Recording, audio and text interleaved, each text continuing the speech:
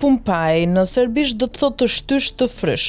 Të gjithë e thonë me zë të lartë në shesh, të rinjet moshuar, student dhe profesionist të fushave të ndryshme kanë pushtuar prej 5 muajsh rrugët e Serbisë. Në Beograd marshimi gjigant kundër korrupsionit ka paralizuar gjithçka në zonat qendrore. Mira njerëz mblidhen kështu çdo ditë në të gjithë vendin. Në parrulla të improvisuara shkruhet nuk do të lejojmë askënd që të ulë tensionet.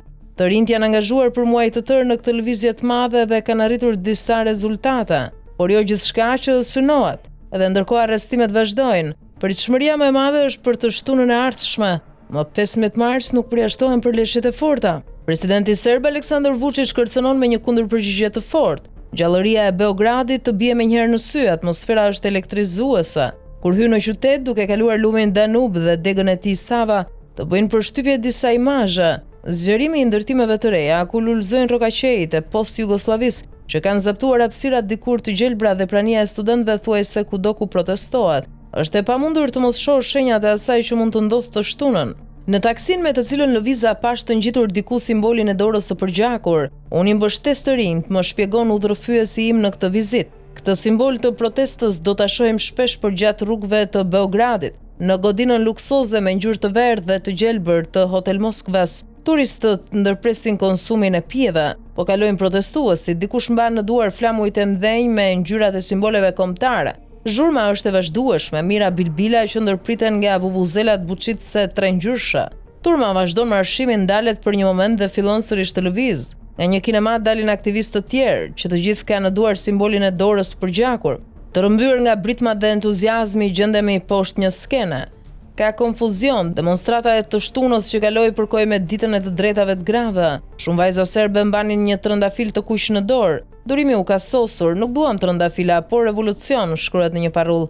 Vriri popullor ka vetëm një drejtim, qeverinë e presidentit Vučić. Udhëheqësit nacionalist që udhëheq Serbinë që nga viti 2014. Zemra e protestës së përditshme është si gjithmonë sheshi qendror i kryeqytetit jugosllav. Në qendër bie në sy statuja e Mihailos III, princit të vrarë në një atentat në gjysmën e dytë të shekullit 19. Ata po i ndalojnë një shumë larg nga këtu. Nga celulari i tij Kostas po më tregon videot që po të shmendin në rrjetet sociale. Një radhë gjatë fermerësh protestues është ndalur nga policia në Novi Beograd, pjesën e re të qytetit. Hipur mbi traktorët e tyre, fermerët dhe blegtorët kanë vendosur të mbështesin të rinj që po sfidojnë pushtetin qendror, por forcat qeveritare nuk mendojnë një lloj. Nga skena e madhe bëhet vazhdimisht thirrje për unitet mes studentëve dhe profesorëve, sipërmarrësve dhe fermerëve. Më pas do të bashkohemi të gjithëve në periferi ku raportohej për tensione më të mëdha midis protestuesve dhe policisë, por nuk pati përplasje të mëdha, vetëm disa përleshje sporadike. Në qendër të qytetit protesta ishte e qetë. Duhet bërë diçka më shumë. Fakti që kjo lëvizje s'ka udhëheqës është një gjë e mirë sepse qeveria nuk di se cilin ta arrestoj, por nga ana tjetër gjithçka është më kaotike dhe organizimi nuk është aq i mirë, ankohet Kostas. A kemi marrë ndonjë përgjigje për kërkesat tona? Na premtojnë, por nuk na japin asgjë, thot Nina, studente për drejtësi.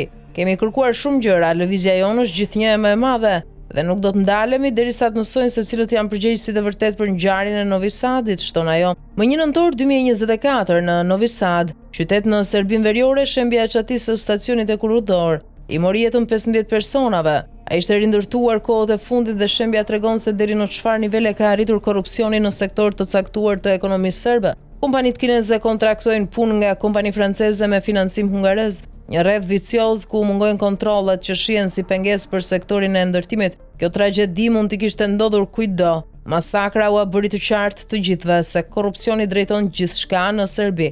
Kjo ka zgjuar nga gjumi shumë njerëz, thot Nikola Ristic, një nga udhëheqësit e SVČ, lëvizjes që nisi protestat. Kur kanë kaluar mbi 5 muaj nga fillimi i demonstratave dhe bllokimit të autostradave, pushteti i Vučić është destabilizuar, megjithatë mbetet ende në këmbë. Disa ministra ta ndërheqën dhe në fund të janarit edhe kryeministri Miloš Vučević. Presidenti duhet të shpallë zgjedhjet e reja, në parlament ka shumë debate, por protestuesit nuk ndihen të përfaqësuar nga forcat opozitare.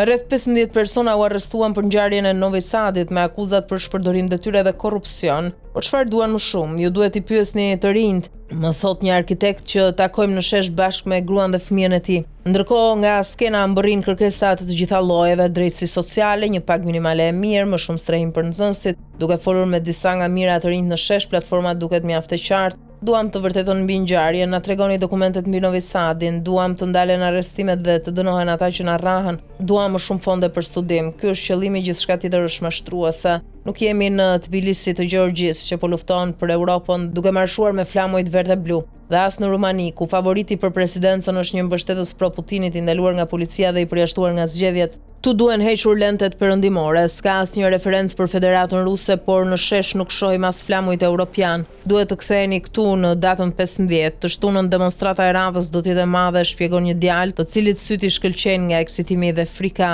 Mund të jetë akti përfundimtar, të gjithë në Beograd e kanë shënuar datën në kalendaret e tyre. Si e dim këtë gjë, e di edhe Vučić, thekson ai. Në fillim presidenti u përpoq të largonte vëmendjen nga protestat, por tani është sosur durimi. Së fundmi ka folur për radikalizimin e lëvizjes të rinjve që thuhet se do të planifikojnë përplasjet për javën tjetër. Vučić ka paralajmëruar të gjithë ata që do të marrin pjesë do të arrestohen. Turma përpiqet të mos ketë frikë, gjithë kjo përpjekje nuk mund të shkojë kot. Të shtunën me bilbilat në dorë ata do të përsërisin kërkesat e tyre.